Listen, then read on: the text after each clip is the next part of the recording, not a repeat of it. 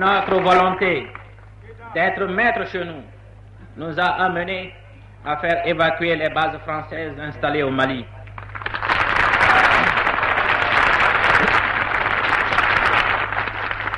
Car la présence des troupes de l'ex-puissance colonisatrice ne nous a-t-elle pas apparu comme l'expression d'une tutelle dans la défense de notre propre sécurité intérieure et extérieure?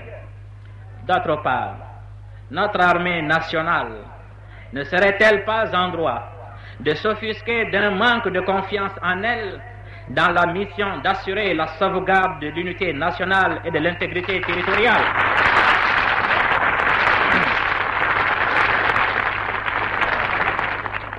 Nos adversaires ont tenté de nous créer la réputation de pays militarisés et agressifs à cause de notre équipement en matériel militaire et de la mobilisation de toutes les couches de la population pour veiller jalousement sur notre indépendance.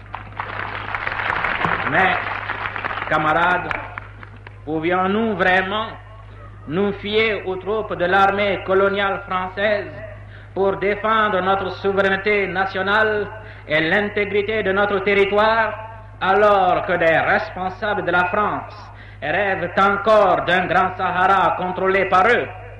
Non.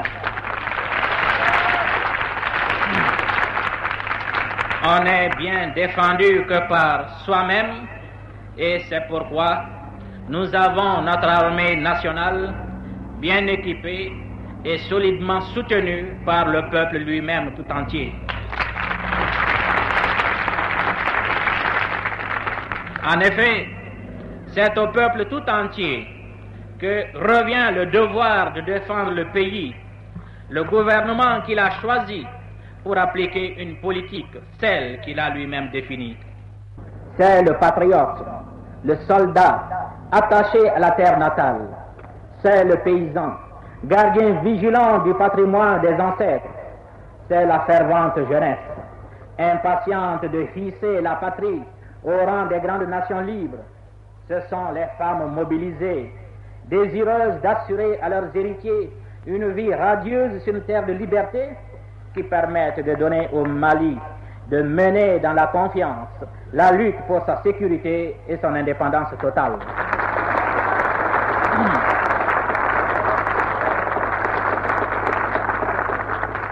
Cette ambition, réalisée déjà dans bien des domaines, n'amène pas à une politique d'isolement.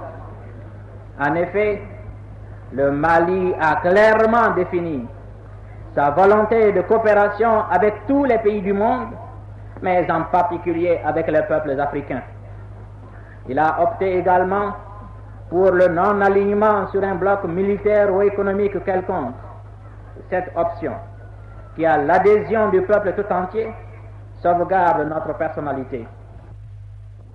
C'est pour cette raison que les militants de l'Union soudanaise RDA n'ont rencontré que de l'enthousiasme chez les jeunes, à constituer partout les brigades de vigilance et les milices populaires.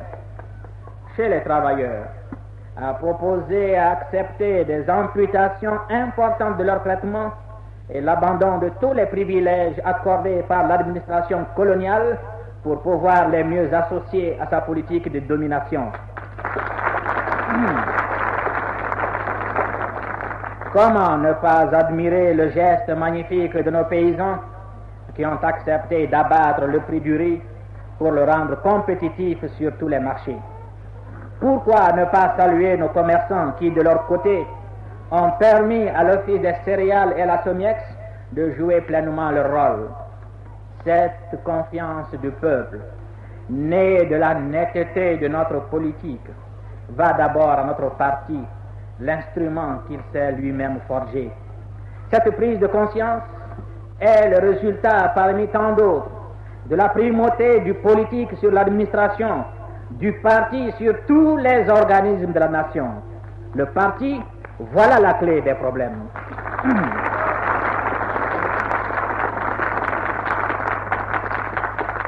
Il analyse, conçoit, donne des directives, fait exécuter par les organismes de l'État contrôle l'exécution des décisions arrêtées parce qu'il est l'émanation la plus authentique du peuple.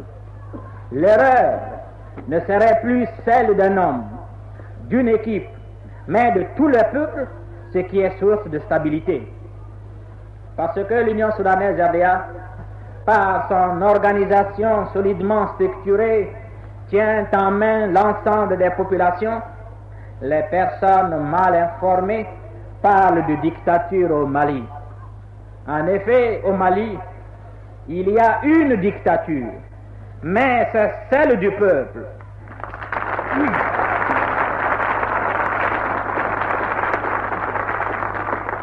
C'est également celle de l'engagement de chaque Malien, de chaque Malienne, à respecter son opinion librement et clairement exprimée. C'est celle de son serment de faire le Mali libre et prospère et de contribuer très largement à la libération et à l'unification de l'Afrique.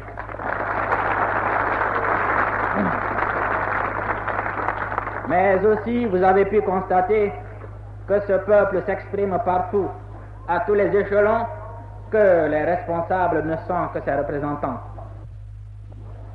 Nous demeurons fermement attachés à l'unité africaine.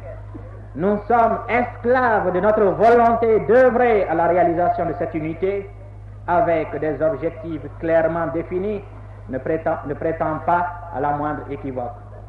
Pour être resté fidèle à cette unité, notre pays se trouve visé par les impérialistes, au même titre que nos frères du Ghana, de la Guinée, comme ceux du Maroc, de la République arabe unie, pour ne citer que cela. Ce que l'on nous reproche, c'est de tout mettre en œuvre en Afrique, dans les domaines politiques, économiques et militaires, pour chasser les impérialistes de l'Algérie, de l'Angola, du Mozambique, de l'Afrique centrale et du Sud, de la Guinée dite portugaise et des îles du Cap-Vert.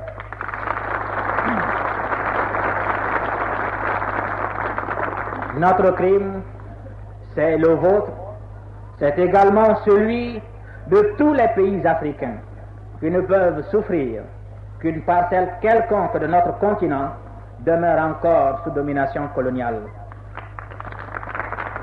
Les mêmes impérialistes tolèrent encore moins notre option résolument socialiste. Notre volonté de rester en dehors des blocs est impensable aux yeux de ceux qui ne veulent voir à travers nos jeunes nations que des colonies habillées du clinquant de l'indépendance nominale.